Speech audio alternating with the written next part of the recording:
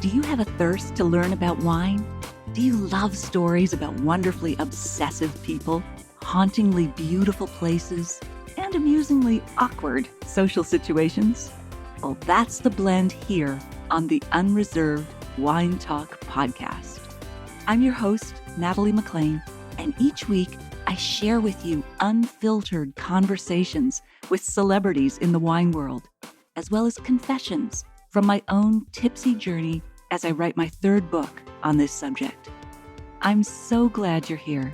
Now pass me that bottle, please, and let's get started. How does telling your dinner party guests a few details about the wine you're serving dramatically change their perception of the taste of it? How does the shape of a restaurant table impact how much you eat? And which types of songs can make your Pinot Noir or other wines taste more acidic? You're going to get those tips and stories and more from our guest this evening. Nell McShane Wulfhart is a decision coach and an author. She has written for the New York Times, the Wall Street Journal, The Guardian, and many other outlets. Nell's book, Off Menu, is about the secret science of food, drinks, and the dining experience. And she joins me now from her home in Uruguay. It's so great to have you. Now, before we dive into your book, you have a great clarification. What's the difference between taste and flavor? When we think about taste really is just a few modalities. It's salty, it's sour, it's bitter, it's sweet. It's not flavor. When we say that something tastes delicious, we're talking about its flavor. We're not talking about its taste. Does taste combine with smell to create flavor? Like, how do we get to deliciousness, which is a flavor, as you said? Yes, taste and smell. I talk in the book about how what we hear can change the flavor of what we're eating. There was a great experiment by Charles Spence. He called it, I think, the sonic chip, which is basically he gave a bunch of people in a lab some Pringles out of the can, and he put headphones on them. And for some of the people eating the Pringles, he turned up the volume of their own crunching. So it was louder. And those people perceived those chips as being fresher than the ones who just heard it, they're crunching at the regular volume. They were the exact same Pringles, like a Pringle is a Pringle. That's sort of their appeal, right? But it was that particular sound actually affected the flavor of what they were tasting. But That's I think amazing. in general, smell is definitely the most powerful one, especially when it comes to things like wine. And it's that flavor. It's a smell plus the taste plus the other senses that creates flavor. Flavor is really created more in your mind than it is on your tongue. Huh. Okay. And you also talk about how women are more likely to be supertasters than men are. And that's especially a sensitivity to bitterness or the burn of high alcohol in spirits. But are supertasters also able to detect more subtle aromas? Like, do they have a wider range of what they can detect? For certain things, supertasters are something I think we're still learning about. And what I think is so interesting is that although there are more women supertasters than men, and that in fact, white men in general have the lowest number of supertasters per group, when we create food and we create cocktails, those are mostly designed with white men as their audience, beer or something. When people are creating the flavors of those things, they're targeting that audience. Men in general are not as good at smelling things as women are. And apparently even things like at different points in your menstrual cycle, you can taste or pick up more flavors or fewer flavors if you're older or younger. Even if you're on SSRIs, that can affect how you're perceiving flavor. It's just fascinating. What are they? Serotonin, uplift, something? What are they? Yeah. Antidepressants. Yes. Okay. Yeah. Like serotonin or whatever, Zoloft. They can diminish. Okay. And for the same reason, can being depressed diminish your sense of smell? Yes, being depressed can diminish your sense of smell and therefore your sense of taste. A lot of people who are depressed lose interest in food, and I think that's part of the reason. Our senses are affected by so many different things, and those senses in turn affect how we're eating and drinking and how we can experience those things. It's hard to separate them out, but I think it's endlessly fascinating. People who have anosmia, who have lost their sense of smell. I think the common idea is that if you've lost your sense of smell, you wouldn't eat that much because you lose so much interest in food. But it turns out that people with anosmia often gain a lot of weight because they're searching for that flavor that they used to experience and enjoy. They're trying to get that pleasure out of food. They can't get it anymore, so they're eating in order to try and recapture it. Also interesting. That makes sense. Yeah. Yeah. So you already mentioned that, our expectations change our perception of both taste and our enjoyment.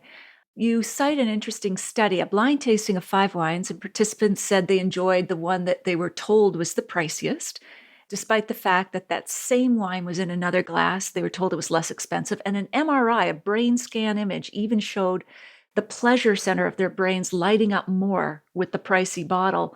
Tell us how our expectations change when we're told details by, say, a sommelier of the bottle that they're trying to sell to us in a restaurant, and how we might use that strategy at home. I mean, perception is so much of flavor. And I can see it myself. Like if I'm in a restaurant, even just to have a sommelier, I feel like already increases your expectation of what the wine is going to be like. It increases your anticipation rather than just picking a wine off the list and, having the waiter come over and open it. Like talking to the person about it, hearing the story about it, this is just creating so much anticipation and expectation. And it literally changes the flavor of the wine. In the study that you referenced, these people who were undergoing the MRI, tasting the same wine, told that one was from a $10 bottle, one was from a $90 bottle, like their pleasure centers in their brains lit up more when they were drinking the $90 bottle of wine than the $10 bottle of wine, even though it was the same wine. Like literally like a physical reaction that could be mapped, it could be measured, which just shows you that like flavor really is created in the brain. And when you have, this is sort of a shortcut actually you can use when you're, hosting people and you're not quite sure what you're serving. Like if you hype it up a little, you give it a story, you present something in a certain way, it does this thing where it just creates this kind of expectation for the person who's going to eat or drink that thing. And they are literally going to enjoy it more. Wow. Yeah, you say maybe tell them that the vines were planted on a special hillside, or there's only 500 bottles made, and that builds the anticipation. I love that. Our minds are so powerful. They create and recreate our experiences. So how can sounds help? The preparation of a meal, whether it's, I don't know, coffee grinding versus a microwave beeping, how does that impact us?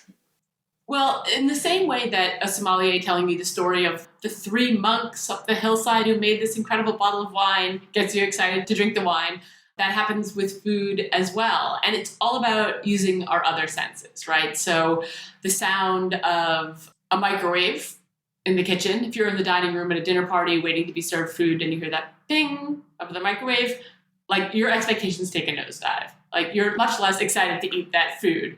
On the other hand, if somebody brings out a big salad, they start tearing up some fresh herbs, decorating the salad right in front of you, you have all these other cues. You can hear what's happening, you can smell what's happening, you can see what's happening. There are all these freshness cues that are prepping you to really enjoy that salad.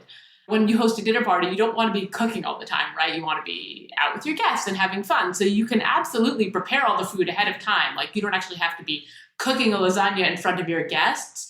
But I just love the idea that these extra sensory cues, bringing the lasagna out on the table and then grinding some fresh black pepper in front of your guests, in front of them, letting them see that little bit of performative aspect that is going to increase their enjoyment so much. And again, the lasagna is the same lasagna. It's just that triggering those other cues, using those other senses, that really helps us enjoy it that much more. So restaurants have this nailed with the giant pepper grinders or the Parmesan or the even shaving truffles. It's all getting us ready.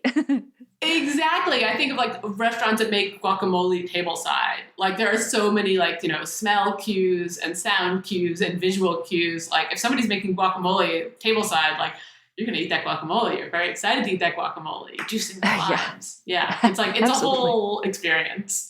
Yeah. And you even talk about some restaurants will do things like spritz saffron. Saffron is expensive. It dissipates quickly, I think. But they'll spritz the plate with it, either tableside or just before the plate is served. Why is that? Spritzing anything, I think, is like another nice shortcut when it comes to food because especially if something is being served family style, it's in the middle of the table, people are less likely to be getting all the aromas off it. It feels different. So the idea of sort of creating the right atmosphere or either using a little bit of the juices from whatever you cooked and spraying them into the air, like, again, that's triggering anticipation, or just doing anything that is complementary. One of the ideas I put in the book is like, if you're serving mashed potatoes, you could tie a sprig of rosemary to the serving spoon. And then when people pick up the serving spoon, it sort of like crushes the rosemary a little bit. It brings those aromas into the air. And then you have sort of like multi-sensory experience rather than just like mashed potatoes on the plate. That's brilliant. You also talk about ripping basil or whatever, or any of these smells really get our gastric juices going, our saliva, which is really important in our mouths because then you're liquefying the food. It's touching more taste buds. You have a trick. Squeezing limes or lemons on some food because it puts the pH back in balance, or I guess it's just getting your mouth watering and enjoying food more, right? Absolutely. Like any of those aromas, especially when it comes to citrus, like the aromas dissipate very quickly. The volatiles fly off. That's the end of it. And it's sort of the difference between store-bought orange juice, like in a carton, and fresh squeezed orange juice. It's like the citrus oils in the skin of any kind of citrus fruit. Give it like that something extra that makes it taste completely different. And also you can use those even just like creating a sense experience, the way people would cut up lemons and limes and just plop them in a jug of water. Right. There is like an aroma that comes from that. Like the taste is not actually that good. Like the flavor is not that interesting to me of like a couple of slices of fruit in a big jug of water, but it's the aromas that make it really appetizing. Huh. And you even say that some packaging is designed this way. Like I think you mentioned the Mars Candy Company makes Dove bars and there's a flavor seal. Like when you open the package, what happens? Packaging is so important when it comes to perception and it comes to flavor. Like I could talk about this for hours. Like it affects everything about the way that we eat. The thing you're referring to in particular is with ice cream. And of course, frozen things don't have a smell, right? You can't smell something is frozen. But these companies that make ice cream, they will often put perfume, some kind of perfume, especially usually a vanilla scent, into the open glue of the packaging or under the lid. So when you open it, you can smell what the thing is going to taste like, even though the vanilla smell is not connected to real vanilla, also smells kind of dark and dusty. It smells totally different than an artificial vanilla flavoring, but they are creating that anticipation. And again, they have to add that because you can't smell ice cream, at least not when it's still frozen. Right. And you said that it was either Ben or Jerry could not smell, so he made sure that chunks of stuff in his ice cream were bigger. One of them, I think it's Jerry, he has anosmia. He can't smell, so obviously he can taste very little. And so for him, texture became really important. And so that's why Ben and Jerry's that's what they're famous for, is the chunks of stuff that go in the ice cream. And you'll notice if you compare Ben and Jerry's ice cream to other flavors of ice cream, the chunks in Ben and Jerry's are bigger. Like there's much more focus on like chewiness and texture than there is in other brands. And that's why. It's because you have to sort of compensate for that lack of smell with a different scent. Wow, love it. You know, all this anticipatory stuff reminds me of why those unboxing videos on social media are so popular. I look at them and go, they're opening a box, but there's something about it. I don't know if our curiosity or what's inside, or I don't know what it is, but all the authors do it when they get a new book. So I guess I'm going to have to do that. I don't know. Yeah, you will. People love it. So let's get back to music. How does loud noise or music affect our sense of taste, especially say if we're in a restaurant? Oh, this is like one of my pet peeves is restaurant noise. And the older I get, it becomes like a major peeve. It suppresses our other senses. Loud music in the background, if there's lots and lots of noise, not only is it annoying because you have to shout to your companions, but it really means that you can experience a flavors glass. Like it diminishes your sense of flavors and your sense of taste. I remember having an experience in a really wonderful sushi restaurant in San Francisco 15 years ago, before I had started exploring any of this stuff. And I was eating this piece of incredible yellowtail. And I just sat there and I closed my eyes and I plugged my ears with my fingers and just sat there like chewing, because as soon as those other senses were alert, like I couldn't taste it as much. I couldn't get the flavors out of it. And I found that to be true in terms of almost any kind of thing. Like that kind of background noise, it creates stress. If it's fast, loud music, it'll make us eat faster. If it's loud music and we have to shout to our friends, then we get thirstier faster and we drink more. There's all sorts of ways in which that background noise has not necessarily a negative effect, because maybe you want to drink a lot and yell at your friends. Like, no judgment. Yeah, sounds like a great does thing. Take away your ability to really appreciate like any kind of subtlety of flavor, for sure. Right. And so then we generally choose fast foods or foods that aren't as good for us because we're compensating. We want extra fat, extra salt, extra sweet to match that extra noise that's in the background. And it's also like a stress response. When people are feeling under stress, they don't choose carrot sticks. for a snack. They choose chips or chocolate or something like that. So yeah, loud music and loud noise does create that sort of stress response in our bodies. And so yeah, we order less healthy food. You're talking about stress. Of course, that's the release of cortisol, the hormone that can suppress taste. So how does that connect maybe with hosting a noisy party at home? Should we serve our best wines first or last? Like, are they going to taste the wine at all? Or what should we be doing with the way we serve wines?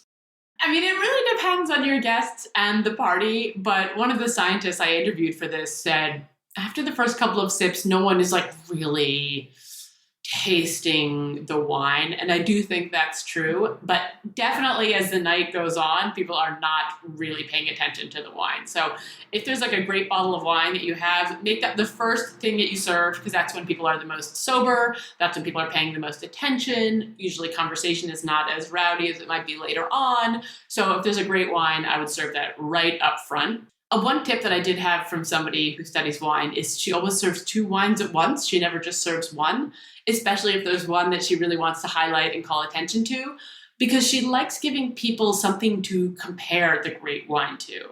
And it helps them figure out what they like and what they're tasting. So if she has people for a dinner party, there's always 2 wine glasses, and she always serves 2 wines at the same time. And of course, then, it also helps spark conversation, because people can say, oh, I like this wine, and I like this thing about the other wine. So it's almost a conversation starter as well. But yes, definitely don't serve a good bottle of wine at the end of the night. That's a total waste of money. I love that tip, 2 wines. I'm going to use that. The other thing I would think is that by the end of the night, with more alcohol, all of our senses dull. Like, that's why if we have too much, our speech slurs, we can't walk straight. So I would imagine our sense of smell is diminishing under the weight of alcohol too. Totally. And also just like we get satiated, like our receptors, like if you're eating the same thing for a long period of time, like you stop tasting it a little bit. My sister used to talk about when she was a kid about having like there's a dessert box in her stomach that like would never be full no matter how much dinner she ate. Like there was always room for dessert. And that's because those sweet receptors are still fresh. You haven't been like bombarding them with sensations all this time. So, right. That's like you're not maybe physically hungry, but your brain is hungry. Your brain is ready to eat more of something that tastes entirely different. Interesting. Yeah. And again, with that 2 wine tip, you also talk about giving people something to do. Why is that? It's all about comfort, right? It's about making people comfortable and welcome in your home or at your event. And if you ever have an event and like maybe you're a little late getting the drinks out or there's nothing to eat, like people are literally just standing around like wondering what to do. This is scientifically proven that people are more comfortable when they have something to hold. Like, it's not just about the alcohol. It doesn't have to be an alcoholic drink, but that holding on to something makes people feel happier and more comfortable. And this effect is even amped up if that thing is warm. Like, truly the ideal thing to hold to make somebody feel comfortable is a warm bowl of something, oh, wow. which might not be practical, but to give some guests something to hold in their hands or something to do. Like, I interviewed Alison Roman, the chef, the food columnist for the book, and she says when people come to her house, she will either give them a drink or point them to the cocktail making station, let them mix their own, which also gives them something to do, or give them like a tiny task, like sorting out herbs, picking the good leaves off some stems or something like that, just to help people ease into the evening. And I think that's really nice because you want people to feel comfortable, especially like in your home. You want people to feel good. And either giving them something warm to hold or a drink or something to do, like it helps them feel better immediately. I love that. Oh my goodness. My dinner parties are never going to be the same again after this conversation. Thank you. And so here's a vital tip. How do we get rid of people at the end of the night if they're staying too long? One of the funniest things I learned in the course of this book was that the way to have a good party is to have fewer chairs than there are people. So some people have to stand and like move around and mingle, and people don't just like sit into the chair, like sit drinking and not make any effort. I thought that was a great party tip. Yeah. I am often a fan of just saying like, that's it for me, go home. But I understand most people don't want to do that. But a lot of it comes down to the music, to the playlist, like what kind of music you play. Beginning of a party, you can play songs that make people feel comfortable. songs they recognize. Songs in C major tend to make people feel good and feel happy. Why C major? Is that a low tone or a high tone? Is that happy or sad? I don't know why C major. Like a lot of stuff in this book about music and how it can affect everything from pulling out a certain flavor in a glass of wine to making people feel more energized or making people feel ready to leave a party. And I don't think anyone actually really knows why. There's a lot of associations that we have with music and with sounds, that things that sound sweet or sound warm or sound cold. I don't think we actually have an explanation for why those things are true, but you can definitely develop a playlist that makes people feel more comfortable in the beginning of the night and like ready to go home at the end of the night. Oh, I love Which that. seems manipulative, but I don't think it is. Heavy metal at the end of the night. That would drive me out of the house fast. Yeah. No, or just like turning up the volume. Also, you can do this with lighting too, to make people feel comfortable at a dinner party or at a regular party. You have like a lot of candles, you have the lighting turned to exactly the right dimness to make people, feel comfortable and look good or whatever. And at the end of the night, you could like turn it up a lot. And then people are like, okay, time to go.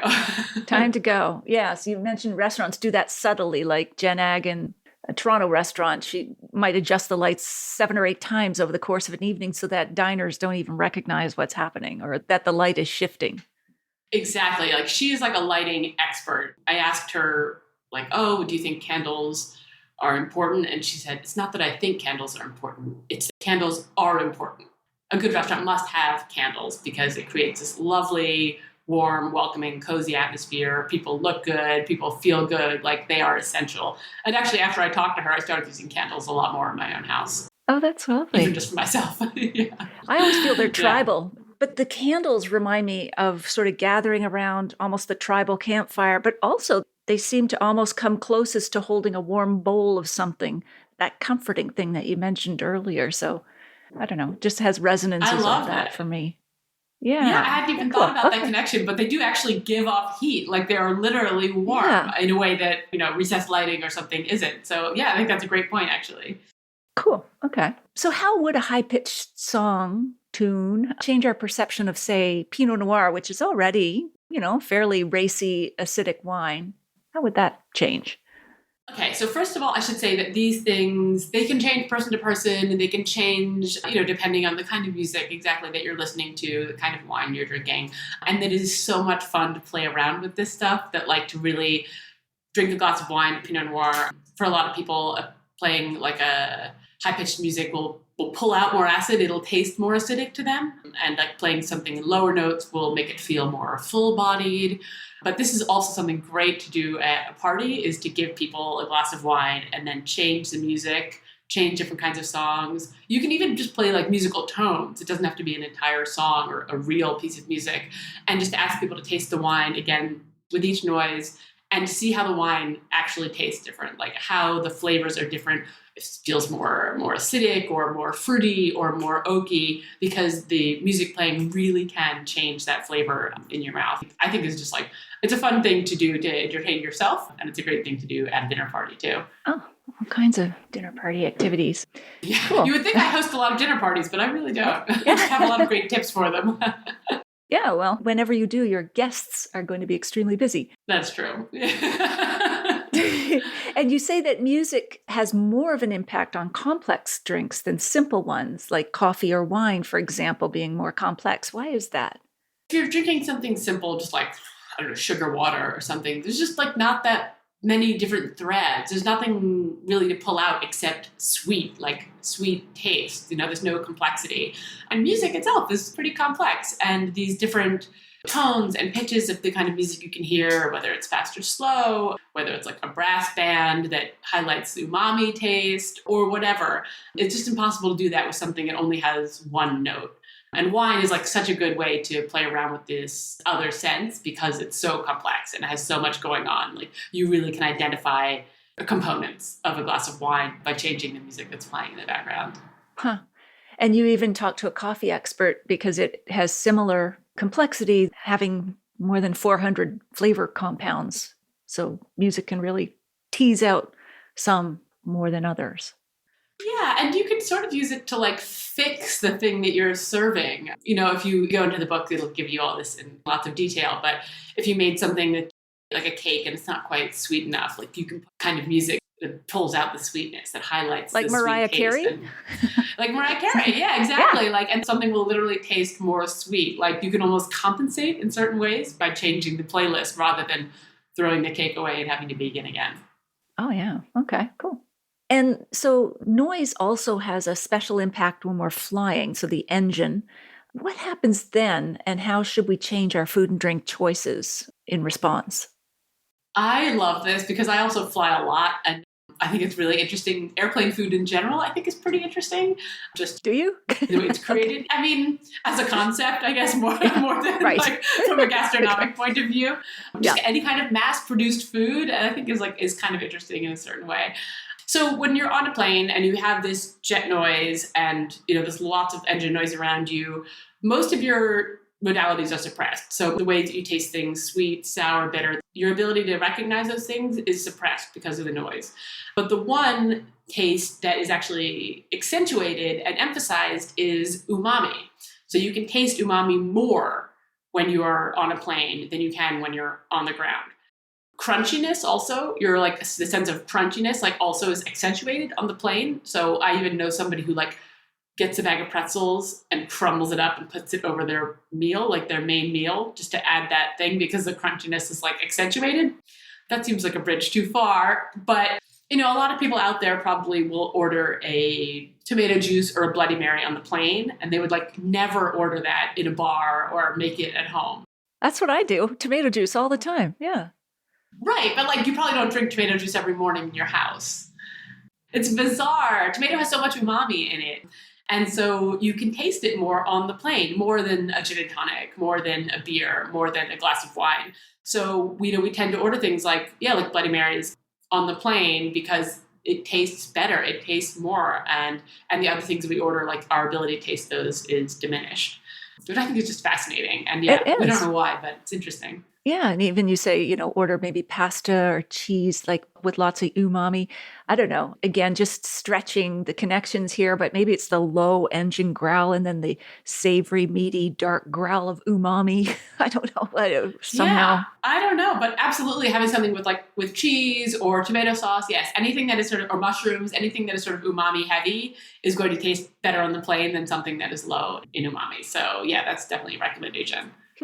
Now, this really surprised me. You say that we can tell the difference between hot and cold liquids by sound alone when they're being poured. How on earth do we do that? Again, I do not know. Like, it's true. And if you do it yourself, like you can actually hear the difference. Another fun dinner party trick. There are a lot of these in the book because I think people tend to enjoy this kind of thing. Oh, yeah. Yeah. And people can even hear the difference sometimes between red wine and white wine being poured into a glass, which I find also like amazing. But I'm going to have to try that. And you even say champagne versus Prosecco, which I would understand more because, there's more pressure in champagne. So the bubbles would be more urgent or louder or something. And Prosecco has fewer bars of pressure. So I don't know. That one's more easily explained, yes. Yeah. But people, not everybody for sure, but like a lot of people can actually tell the difference when they hear it. So, yeah. Wow. And now, speaking of bubbly, you note that a flute glass, those really slender, tall glasses that are traditional glassware for bubbly, affects our perception of the bubbles. What happens in our headspace, so to speak? What's happening at the top of the glass? Actually, I will maybe read this out loud because I brought it up. I mean, it's in the book, but it's a lot of stuff that I want to make sure that I get it right. Sure. All right. So with the flute, it lets you see the bubbles rising to the surface, and the small rim kind of retards the dissipation of the bubbles, which is a good thing. But that same narrow rim, when you're bringing your nose down to it, it builds up CO2 like in the headspace. And CO2 enhances sourness and it suppresses sweetness. So if you think of something like a can of soda, which has a lot of CO2 in it, you can drink it when it's cold and it's like fizzy, but then if it sits and it gets warm and kind of flat, like it becomes super sweet, like unpalatably sweet, which just shows you that like that CO2 is suppressing the sweetness for you. And yeah, as you pointed out, like a sparkling wine like champagne or cava has 5 to 6 bars of pressure, and the higher pressure means that you keep the CO2 in the glass for longer, so it stays bubbly for longer. But Prosecco has 3 or 4 bars of pressure, so it goes flat faster. So one of the scientists I interviewed about this, she said, basically, flutes are for people who are drinking cheaper wines and they want the bubbles to stay around for longer. But then you can't smell the wine. You can't really get your nose into the flute. And the pleasure of the wine comes from the smelling it, not just looking at the bubbles. Most of the people I talked to actually said, like champagne glasses, the coupe, bubbles disappear too fast. With the flute, you can't smell it. Use a white wine glass, which is something I'm sure that your listeners already know because I know they're all wine experts. But in general, everyone I talked to said throw away the champagne flute. It's a waste of money. Yeah, I'm a fan of white wine glass. I do love to swirl and smell because it's still wine, fizzy wine, but still wine. So yeah, absolutely. Yeah. Now, you note even the shape of a table in a restaurant will change our dining experience. I found this fascinating. What happens, say, with square-shaped tables versus round tables? Well, you'll notice this especially if you wander into like a coffee shop. You know, the way coffee shops do business is getting people in and getting people out. They do not want somebody sitting at the table with their laptop, ordering like a single espresso and staying there for 4 hours. They depend on like business, right? High turnover. Sure. So the tables in a coffee shop will often be square. They'll have like sharp edges. While if you go to a cocktail bar, most of those tables you'll notice are going to be round, which encourages people to stay longer because they want you to stay longer in a cocktail bar. They want you to order lots of expensive cocktails, spend all your money. Shape is something I talk about a lot in the book because it really affects not just flavor, but yes, like our enjoyment and our comfort levels. In general, just as when you walk into a party and if somebody handed you a warm bowl to hold, you would feel comfortable, round things make us feel better and more comfortable and more likely to linger.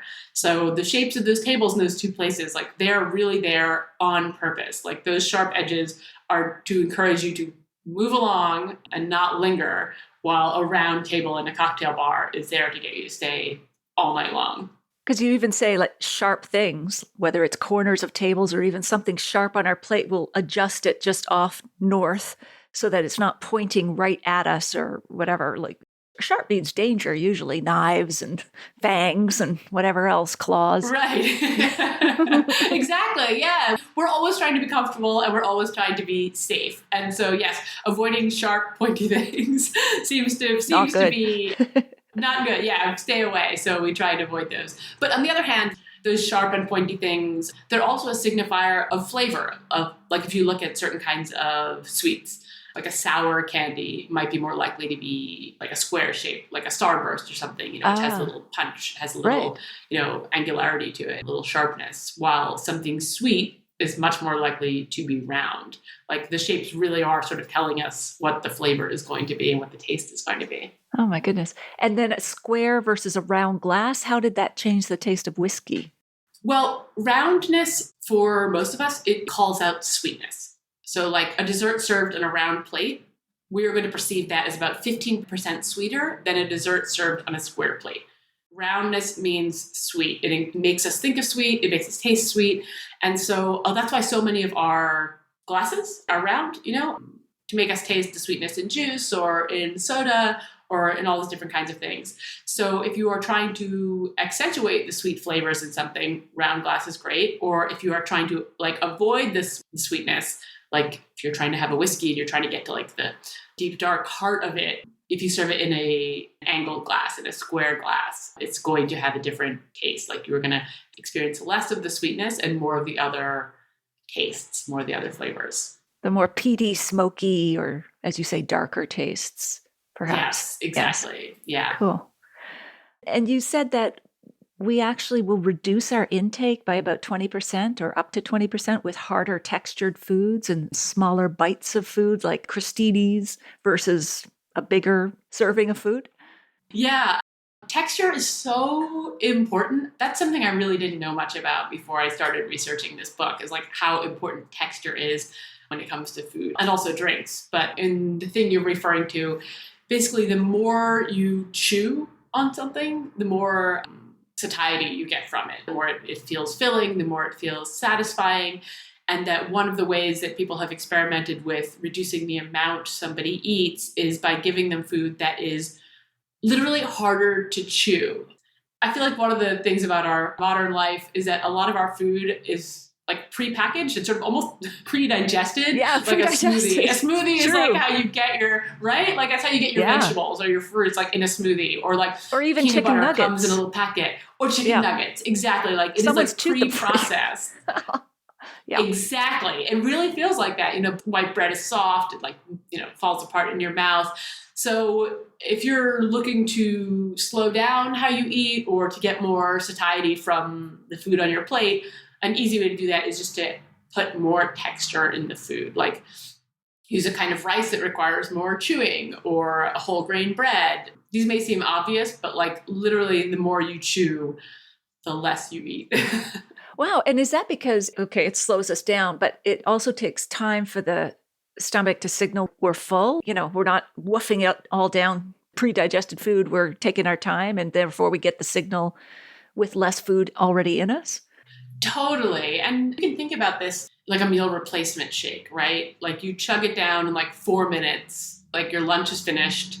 And like your brain is not yet registered that you're full. It's just like this weird sort of thing that requires no effort on your part, no chewing, hardly any digestion. Well, if you sat down to like a big salad or something that had like whole grains, or even just chicken that has not been, used the example of the nugget, like torn apart and then packed back together, it will make you feel more full. It takes you longer to eat it. And I don't think anyone would disagree that it's a nicer experience all around.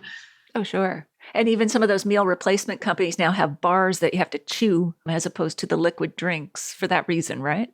I think so. Yeah. It's like there's just something that feels more satisfying about really chewing and eating something than just about like sucking it down and it's gone. And then you're like, what do I do with the rest of my lunch hour? Yes. Okay. So texture again, when we're shopping for wine, how can touch help or fool us? Like with, say, heavier bottles or the punts, the little indents in the bottom of the bottle? Weight in general, when it comes to serving vessels, like a wine bottle or even a bowl, that is correlated with quality in our brains. So there's been experiments done where people had like a sort of a banquet dinner, and some people had sort of like lightweight, cheapish feeling cutlery, and some people had sort of like 3 times as heavy cutlery. And the people who had the heavier cutlery enjoyed their meal so much more, and they thought it was much more premium than the people who had the lightweight cutlery. So if you want to make something taste better and make the flavors better and make the person eating it think that it's more expensive, put it in a heavy vessel. Like yogurt in a heavier bowl will taste more creamy and better and more expensive than yogurt in like a plastic container. It's just, That's just the way we think. So when it comes to something like wine, the heaviness of the bottle is also an indicator of quality. The punt in the bottom is sort of a cheat's way of figuring out if the bottle is expensive. Maybe you know this better than me. As far as I could find, there was like no reason for the punt except as an indicator of like, we have extra money, this is expensive, so we're going to use more glass. But people said, oh, maybe it's good for dispersing sediment, or maybe it's good for storage. But I haven't actually been able to confirm why the punt exists. Do you know? I don't, other than, of course, some servers use it. They put their thumb there in restaurants to serve the bottle so their hands aren't all over the bottle, because you want to show the label even as you're pouring. Hypothesis 1. Hypothesis 2 is just, I know punts are important sometimes for the pressure inside the bottle, but I think that's more for bubbly. So I don't know if they make the structure of the glass stronger, but that's something I'd like to know as well. So a little piece of homework there. Yes, if you find the answer, I would tell me. I would love to know, because I talked to like lots of wine experts for this book. They had all different theories. No one had like a verifiable reason. But like because it costs more money to create the punt, that wine is probably going to cost more, which correlates to how much we enjoy it. Labels, of course, I'm sure all your listeners know this, hugely important. And if you have a label that is embossed or raised in a certain way, that there's like some kind of texture to it, you're more likely to pick up that bottle and to feel that label. And many studies have shown that from supermarkets to wine stores or pharmacies, once we pick something off the shelf, we're more likely to buy it. Because we're involved with it. Yeah. We're involved with it. Or like even if somebody's wearing like a velvet shirt, you might go up and like stroke their arm. Like we're just drawn to touching those kinds of things, I think. And so like I think that's a great way to make people pick up more bottles of your wine, to make a label that like it looks like it would feel good to touch it. Absolutely. There's a California wine that I just had recently, and it has sort of like a velvet label, and I couldn't stop petting it. It's like, this is kind of, I don't know, this is weird. It felt beautiful though. And before we leave heavier bottles, I should just say that it has been a trend in the wine industry to signal quality with these heavy bottles, but they have a tremendous downside impact on the environment. A case of wine, 12 bottles, can weigh 40 pounds on average, and only half of that is the liquid. It's the biggest single footprint that wine has on the environment is the packaging and then shipping that glass. Plus, of course, there's a shortage of the type of sand used to make glass. So there are some reviewers who are starting to comment in tasting notes, this is in a heavy bottle. Come on, guys, get with it. At least reduce the heaviness or find different packaging too that's more environmentally friendly. That is so interesting to me. I think that's fascinating. But right, because we have that association of weight with quality, I mean, that's why, no matter how good the wine in the box is, people are not going to think it is as good as wine in the bottle. Yeah, Shadow 2x4. It's and it got when you talk about the cork versus screw top. When I talked earlier about the auditory cues that make us anticipate something, like the sound of the cork coming out of the bottle, you're going to enjoy that wine more than if somebody unscrews the cap. Because those sounds signal quality or lack of quality to us, no matter how fair or unfair that is. So I totally understand that, people would be reluctant to stop packaging their wine in heavy bottles because there is a real association for the wine drinker with quality and heaviness. There is. And conversely, it's been a hard road for premium wines to get into box formats, especially bag and box, because there's still got one more for you, Car Bordeaux, that cheap image of the wine in the box. It's really hard to signal that. Sorry, can I just ask you a question? You said especially bag and box. Is there box wine that doesn't have a bag inside? Yes, now they've got, Tetra Paks, I'm thinking, and they've got inert inner packaging that doesn't affect the taste of the wine. There's also now bottles that are in the bottle shape, but they're made from paper or cardboard. They're really freaky. Really? Yeah, and there's even bottles now that are thin and they're cardboard, and you can fit them through traditional mail slots, so you can mail your wine. I don't know if there are regulations. I'm sure there's regulations on mailing alcohol, but package-wise, they can fit through the thin mail slots of mailboxes and that sort of thing. A full bottle. That's blowing my mind. I never imagined such a thing, but yeah. I know. The packaging innovation is, Aluminum cans, I think, are among the best environmentally because most aluminum that's circulating in the world has been around for 10 years. So it's been recycled and recycled and recycled. Whereas styrofoam isn't and lasts 1,000 years. You can't even destroy it. So, a lot of wine is shipped with styrofoam inserts. So, welcome to the packaging show, folks. I think packaging is also really interesting. Yeah. There's a lot of stuff about packaging in the book. But you're right about aluminum being the most easily recycled thing and therefore the best thing to buy. And even though I've always been an adherent of drinking beer out of a bottle rather than a can. I just don't like drinking things out of cans, but for quality association reasons, because it feels to me more, expensive, more quality to drink something out of glass than it does to drink it out of aluminum. But I have started buying more cans than bottles now because of that recycling reason. And then I just pour it into a glass. So Absolutely. And of course, cans are lighter to ship. They don't expend as much fossil fuels to ship them. But also, I've heard that 90% of wine bottles are not recycled. That glass is actually not getting recycled.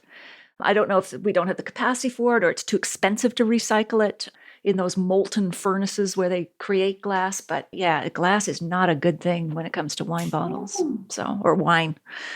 So you also said that food and drink labeled organic or fair trade gives us a perception that there's actually fewer calories or it's better for us.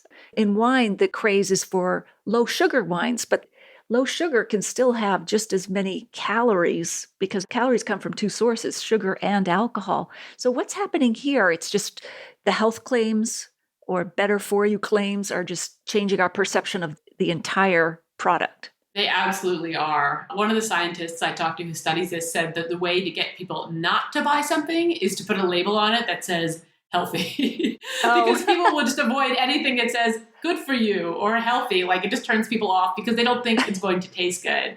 But for some reason, we associate the words, like organic or all natural with healthier, not just for reasons of, pesticides or things like that, but we think it's, lower in calories, we think it's lower in sugar. There was one study where people thought that a pack of Oreos labeled organic were like lower calorie than regular Oreos. Wow.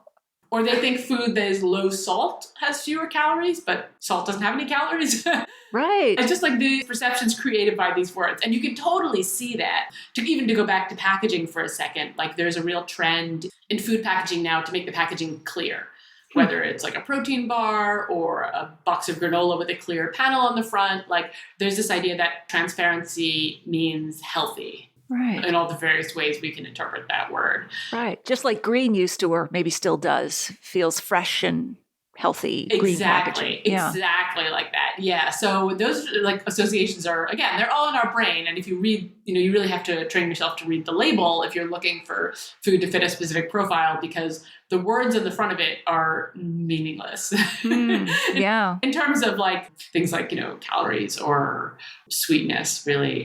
Organic definitely has a meaning, but I also think it's like pretty fluid meaning, and people use that word a lot, often when it comes to wine, in a way that does not feel consistent, I guess. Mm-hmm.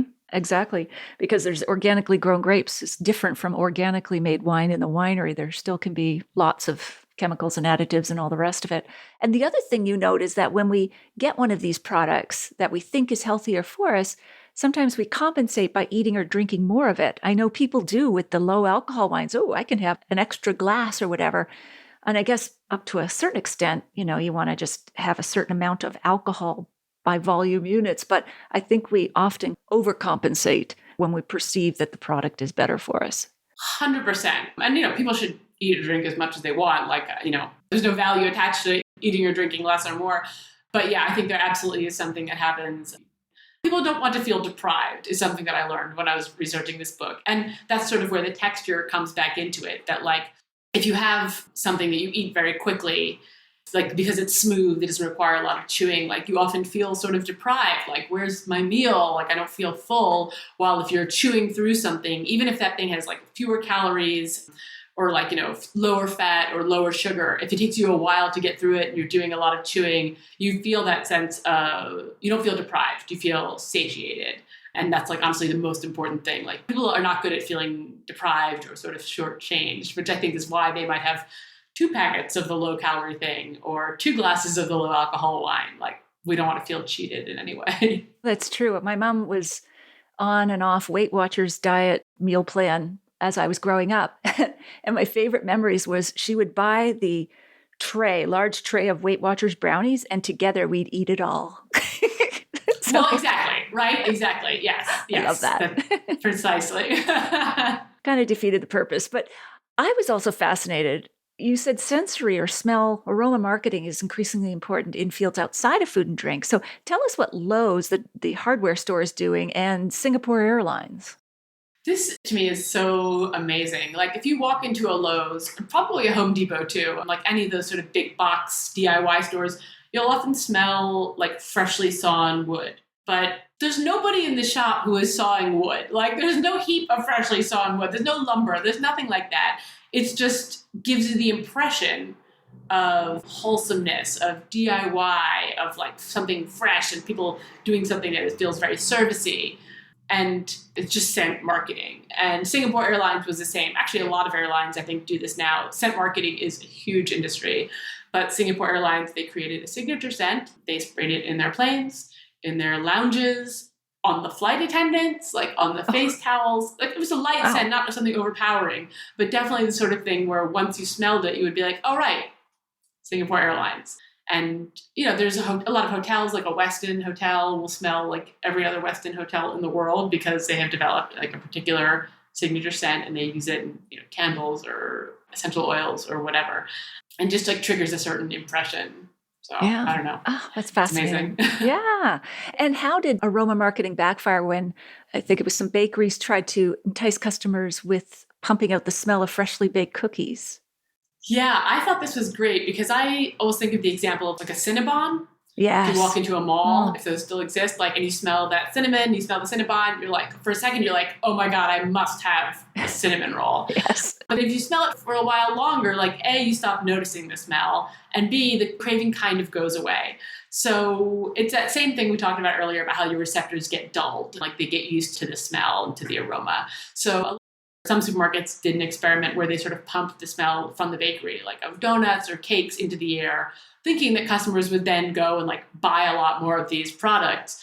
But what happened is that like some people did, but when you're in the supermarket, you're there for more than just like 2 minutes. You know, you're shopping, you're doing all your things. And after 2 minutes, that sort of like smell, that attraction, that aroma, it kind of wears off for you a little bit. And also, you know, you have more time to sort of think like, do I really want a donut? You know, or do I want to just like buy this bag of apples? So it's like a very delicate thing to play with, I think, scent.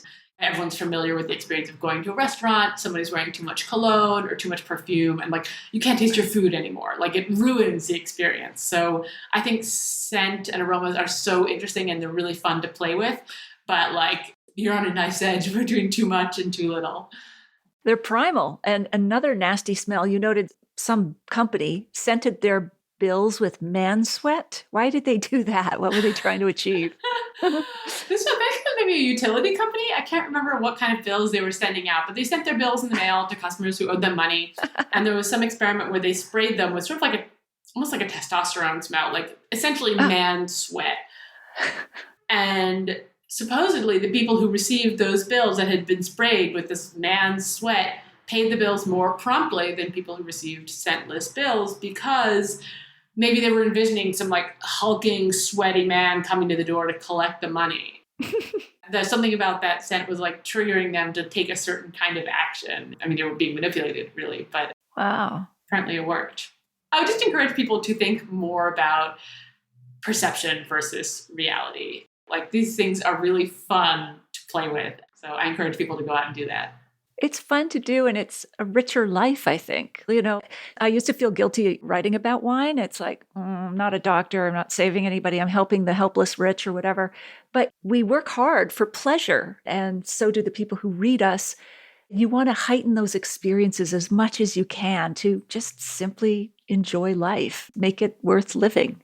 100%. I like to maximize pleasure, and the things we get pleasure out of is always a goal of mine, you know. Why exactly. not? And then we don't end up seeking too much pleasure because we are getting satisfaction from what we have and what we're enjoying.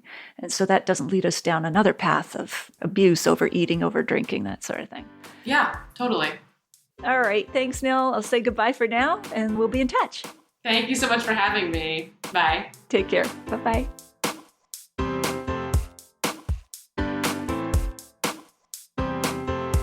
You don't want to miss one juicy episode of this podcast, especially the secret, full-bodied bonus episodes that I don't announce on social media.